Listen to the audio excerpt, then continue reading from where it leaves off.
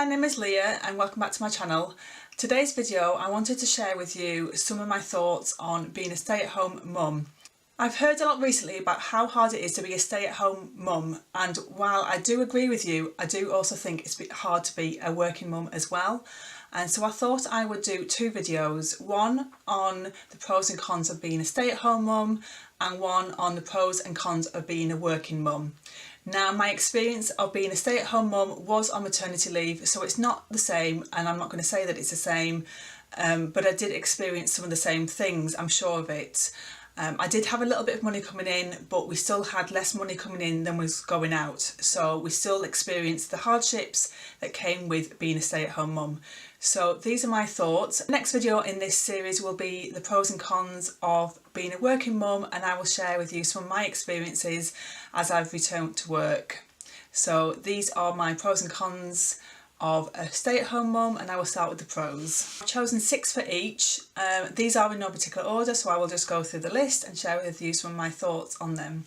Number 1 is that you can be at home with your baby or young child. Obviously once they get a bit older they are going to preschool and to school, but when they're very little you can be at home with them, and it is hard, but it's so nice that you're able to be there with them in those early stages when they're learning so many new things. Those first year and 2 years of their lives, they are learning so many new things and you're able to be there with them. Number 2 is that once they have gone into childcare, into nursery or into school, if they get poorly you can be there. You don't have to worry about childcare problems. You can be there to pick them up and to look after them because you're at home and available to be there for them.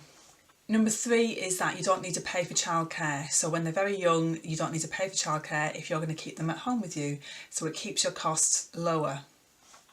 Number 4 is that you can spread the chores around the house throughout the week. You don't have to do it all in one day. You can spread it throughout the week whenever it suits you and fit it around the time that you have around the baby, the children and the chores that need to be done. If you are at home and are able to, you can then prepare a home cooked meal for the family as well, so that you're not having to rely on freezer food or preparing your food beforehand. You can be there to do it right before meal is ready. Number 6 is that you get to spend some quality time with your little one. So you can do activities with them, take them for walks, take them to play groups, take them for play dates with other friends who have little ones, and you can spend some quality time with them, getting to know them and helping them learn new things along the way. So they are my pros. Obviously there are probably lots more than just that. Like I said, I've not been a stay-at-home mum, but I did stay home in my maternity. I was home for around 10 months after my little one was born, and so I have experienced it a little bit, and although there were some difficulties I definitely enjoyed it as well, and it was lovely to spend that time with him and to see him grow and learn new things. And luckily he was an early walker, so I got to see that before returning to work. So as I've already said, it is hard to be a stay-at-home mum, and I do believe that and I know it myself. So these are some of the cons of being a stay-at-home mum without trying to be too negative. Number 1 is that it can be really difficult for you to contribute to the family income. It's not impossible, but it is very difficult, particularly when you have a little one around before they've gone to nursery or to preschool and they need you 24/7. It is difficult for you to spend the time and find the time to financially contribute to the family income, and that can bring some guilt. It did for me. We really struggled when I was on maternity leave, and towards the end it got harder and harder. And it was time for me to return to work when I did, but at the time it was really difficult and I felt so much guilt that I wasn't able to contribute to the income of the family and to make that a bit easier for us. Number 2 is that you can feel really isolated. You have to really put yourself out there to not feel isolated, and so you can feel so isolated. You've got a baby who doesn't talk back to you. They cry a lot but they don't talk back, and then you've got a toddler who likes to tantrum, and then when they get a bit older they might say they didn't do anything at nursery so they don't respond to you. So it can be really isolating. It's not adult conversation. It can be the cause of depression if you're not careful with that. It is possible to not be isolated, but you have to really put yourself out there to not be isolated.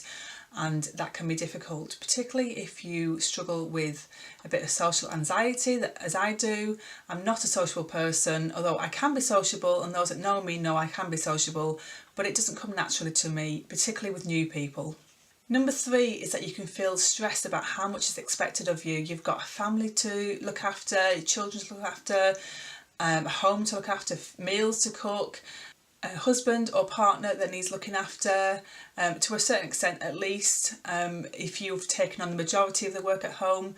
And that can be really, really hard, and it can feel really overwhelming and can bring a lot of stress, and it can feel like you can't cope with things at times, particularly on days where you've got a child who doesn't settle and you've got a mountain of laundry that needs doing, and it can just get completely overwhelming, and it's hard to know what to do in those situations. There's no rationing with a child who won't sleep, and that is difficult, because if you've been used to dealing with adults in previous life before becoming a parent, you can ration with them most of the time. The child you can't. Number 4 is, even though you do have the time to do the jobs around the house, it can be really hard to do the jobs around the house at the same time. Even though you've got all this time to do it, if you've got little ones at home, it can be so difficult to get those jobs done. I found the vacuuming really difficult. I managed to get most of the jobs done, but vacuuming, yes, I could vacuum in the room where the baby was, but then I didn't want to cart the baby upstairs. And even now I've got a toddler who likes to climb and everything, and I don't feel like I can leave him. So doing the vacuuming has been really, really difficult. Because you can't do the vacuuming upstairs when they're asleep, because you are tempting fate and you don't want to wake them up before they are meant to wake up, because 1, you miss out on their nap time, and 2, they are grouchy. Number 5 is that you can feel a loss of purpose. Now, you do have a major purpose in the home. You've got a little one to look after, or multiple little ones to look after, and a home to look after, but you can really lose that sense of purpose, and you're looking for something for yourself, and that can be really difficult. And along those lines, it's really difficult to find time to do something for yourself. When you've got so much expected of you, and if you had time to do something for yourself, maybe you'd feel less loss of purpose, but that is difficult. And number 6 is that you can feel frustration when you're trying to do something for yourself, but you have to keep stopping.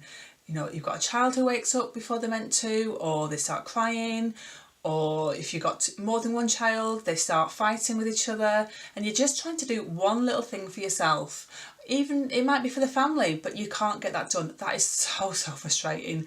And the amount of times I've just said, just give me a second, because if you got that job done within those few seconds, you could then go and sit with the child and look after them. But instead, by having to go to them, you're going to have to stop what you're doing, go to them, and then go back to the job, and it's going to take a heck of a lot longer. So that can be so frustrating, particularly when you're used to just getting things done. And if you just want to do something small for yourself, you just think, I just want to do one little thing for myself, and you can't. That is frustrating, and it's disheartening. And there's not really any answer. You either have to listen to the child crying and try and get on with what you're doing, or go to them and go back to the thing that you were doing at a later stage. But sometimes that doesn't happen, or sometimes it's 10 o'clock at night and that's when you get to sit down and do what you were doing. And again, that's frustrating. So these have been my pros and cons of being a stay-at-home mum.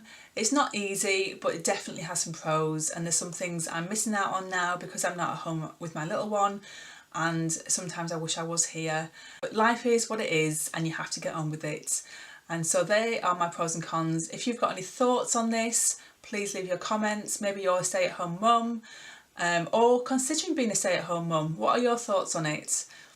Don't forget to subscribe and hit the little bell that's below so you can get notifications of when my next videos are. I will be doing a pros and cons of being a working mum, so don't miss out on that, and I will see you in my next video. Bye!